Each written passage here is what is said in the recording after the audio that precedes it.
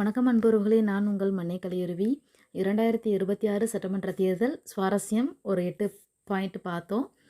இப்போ அடுத்து உள்ள மீத உள்ள சுவாரஸ்யங்களை இப்போ பார்க்கலாம். சுவாரஸ்யம் 9 அப்படின்னு பார்த்தீங்கன்னா, சாமானிய மக்களும் களம் கண்ட தேர்தலாக இதை நம்ம பார்க்குறோம். ஃபார் எக்ஸாம்பிள், ஆட்டோ டிரைவர், ஒரு டிரைவரோட பையன், இந்த மாதிரி சாமானியனுக்கும் சட்டமன்றம் சட்டமன்றம் காண முடியும் அப்படிங்கிற வாய்ப்பை கொடுத்த டிவிகேக்கு நம்ம இடத்துல தேங்க்ஸ் கூட சொல்லிக்கலாம். அதுக்கடுத்து சுவாரஸ்யம் 10 அப்படின்னு பார்த்தீங்கன்னா, ஒரு கட்சி காசே கொடுக்கல, ஆனால் அவங்க தான் ஆட்சி அமைக்க போகிறாங்க. இப்போ இருந்த ட்ரெண்ட் என்னென்னா, ஒரு சமீப எலெக்ஷன்லலாம் பார்த்தீங்கன்னா, சில எலெக்ஷனில் காசு கொடுப்பாங்க. காசு கட்சிக்கு ஓட்டு போடுவாங்க. அப்படி இல்லைனா அதிகமாக காசு கொடுக்குற கட்சிக்கு ஓட்டு போடுவாங்க. அப்படி தான் மக்களோட மனநிலை இருந்துச்சு, இல்லைன்னு சொல்லவே முடியாது. இப்போ அது மாறிடுச்சு. சுவாரஸ்யம் 11 என்ன அப்படின்னு பார்த்தீங்கன்னா, எங்கெல்லாம் ஸ்டார் கேண்டிடேட்ஸ் இல்லைன்னா வெல் நோன் ஃபேஸஸ் அப்படின்னு நினச்சோமோ, அவங்க எல்லாமே பெரும்பாலும் தோத்துட்டாங்க. ஃபார் எக்ஸாம்பிள், விஜயகாந்த் அவர்களோட பையனாகட்டும், சீமான் அவர்களாகட்டும், நம்மளோட ஸ்டாலின், முன்னாள் முதல்வர் ஸ்டாலின் ஆகட்டும், இந்த மாதிரி பல தெரிந்த முகங்கள் வந்துட்டு பிடிஆர் பழனிவேல் தியாகராஜன், டிஆர்பி ராஜா, இந்த மாதிரி பல முக்கியமான மெம்பர்ஸ் வந்துட்டு இப்போது தோல்வியை தழுவியிருக்காங்க.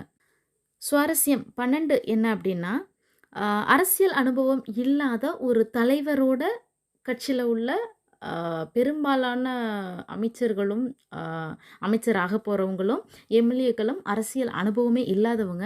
அவங்க ஆட்சி அமைக்க போகிறாங்க. பொறுத்திருந்து பார்க்கலாம் எப்படி இருக்குது அப்படின்னு. சுவாரஸ்யம் 13 என்ன அப்படின்னு பார்த்தீங்கன்னா, ஓட்டர்ஸுங்க. அதாவது வயசான பாட்டிக்கு விஜயை பிடிக்குது, சின்ன குழந்தையோ இல்லை யங்ஸ்டர்ஸோ பார்த்திங்கன்னா அவங்க டிஎம்கேக்கு ஆதரவு சொல்கிறாங்க. இந்த மாதிரி மிக்ஸ்டு, ஒரு மாதிரி கலவையான வாக்காளர்களையும் தங்களோட ஆதரவாளர்களையும் பெற்ற ஒரு தேர்தலாக இந்த தேர்தலை நாம் பார்த்தோம்.